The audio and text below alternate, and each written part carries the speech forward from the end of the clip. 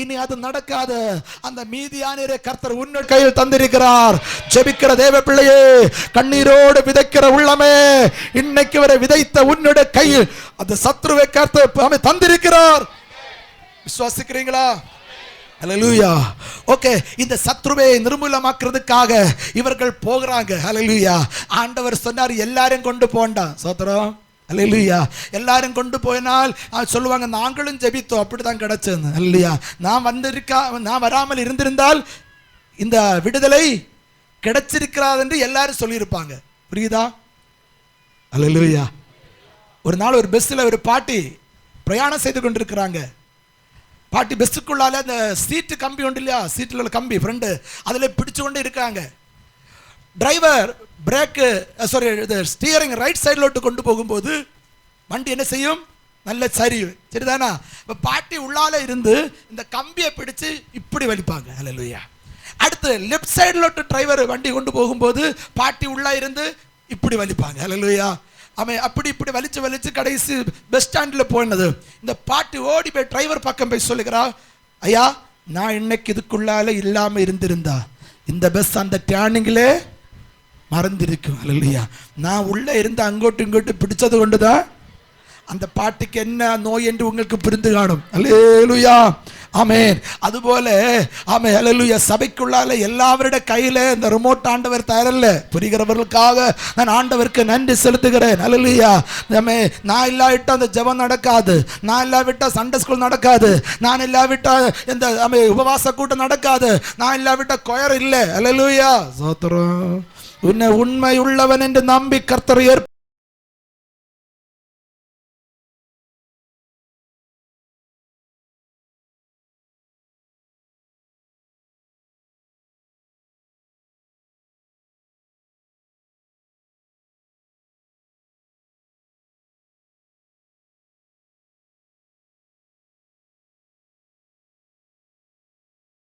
பயம் உள்ளவர்கள் எல்லாம் வீட்டில் போங்கள் என்று சொன்னாரு. ஹல்லேலூயா.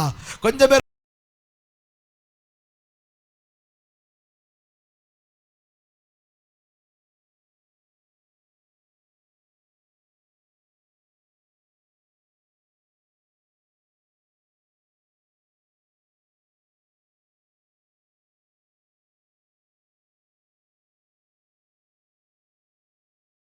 கடைசி 300 பேரை கிடைச்சது. சோதரன். ஹல்லேலூயா.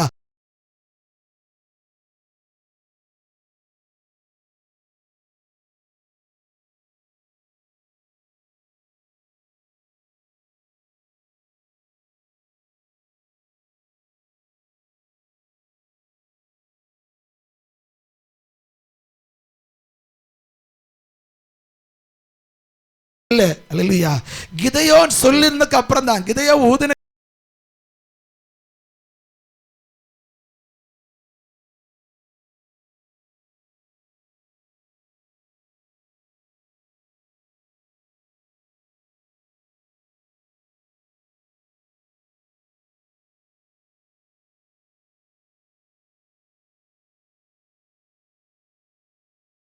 ஹல்லேலூயா.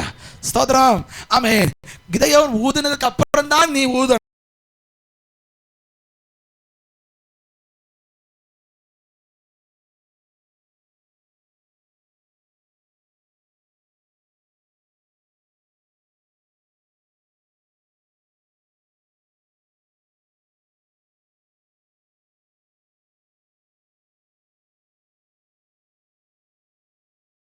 ஹல்லேலூயா. ஆமென். எக்காலத்தை ஊதினோர்கள் இரண்டாவது என்ன செய்தார்கள்? குடத்தை உடைத்தார்கள். ஹல்லேலூயா. நான் என்ற குடம் உடையப்பட வேண்டும், சுயம் உடையப்பட வேண்டும், என்னால் எல்லாம் சாதிக்கும் என்றுள்ள அந்த குடம் உடையப்பட வேண்டும். குடம் உடைக்கப்பட்டால் தான் உள்ளே இருக்கிற நெருப்பு வெளியே வரும். ஹல்லேலூயா. உனக்கு உள்ளே இருக்கிற அக்கினி வெளியே வர வேண்டுமானால், அபிஷேகம் வெளியே வர வேண்டுமானால் நீ குடம் உடைக்கணும். ஹல்லேலூயா. குடம் உடைக்கும் போது உள்ளே இருந்த நெருப்பு தீ வெளியே வந்தது, அக்கினி வெளியே வந்தது. ஹல்லேலூயா. இது பார்த்த உடனே மீதியானவர்கள் பயந்த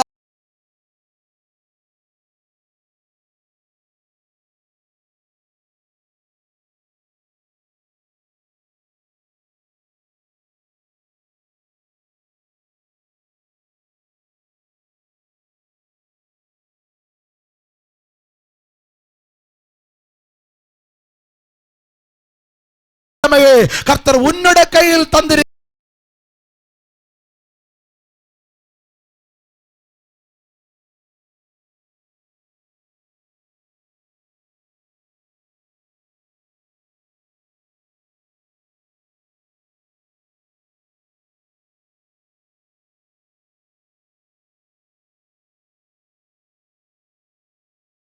நீங்கள் பார்க்க போறீங்க. அல்லேலூயா. 2-3 வசனங்கள் கூட வாசித்து ஜெபிக்க போறேன். லூக்கா 12ஆம் அதிகாரம் 16 முதல் வசனம் வாசிங்க. லூக்கா 12.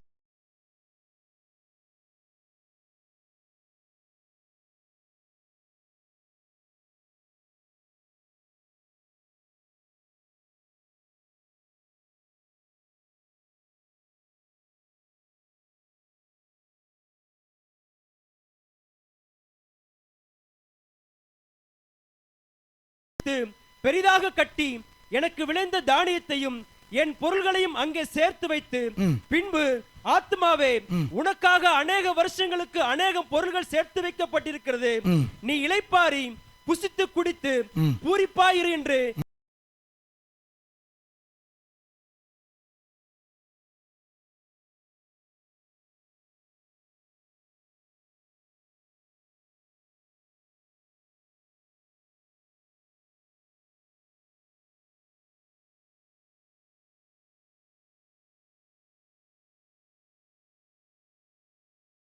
ஆமென்.